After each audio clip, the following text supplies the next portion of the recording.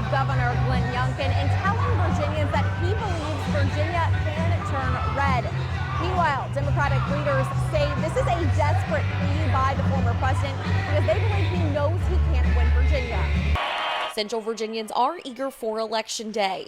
Saturday marked the first day of weekend early voting in Virginia. So far, over 1 million people have cast a ballot in this presidential election. We're excited about where we are. Virginians lead, we do not follow. Governor Glenn Youngkin pumped up a crowd of a few hundred at a Republican rally in Chesterfield. He talked about the ruling Friday against one of his election integrity efforts. A federal judge ordered a temporary stoppage on a Virginia program that she ruled violated federal law by removing around 1,600 people from the state's voter list because of them suspected of being non-citizens. You can trust the vote in Virginia because I am going to work. I am going to work. Friends, we are not going to allow a federal judge to tell us to put over 1,500 non-citizens back on the voter rolls.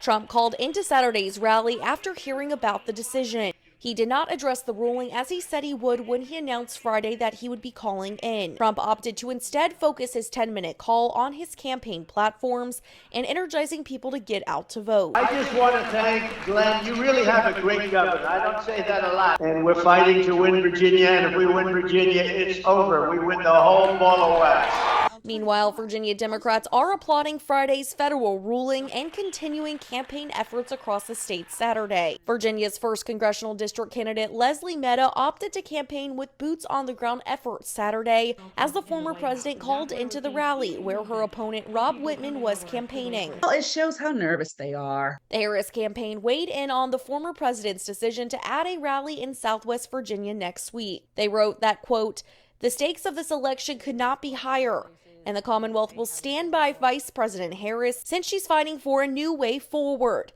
that will make it easier for Virginians to not just get by, but get ahead." Former President Donald Trump will be back in the Commonwealth on Saturday to campaign in Salem, Virginia. Right now, Vice President Kamala Harris does not have any appearances scheduled here in the state. In Chesterfield, I'm Maggie Marshall, CBS 6 News.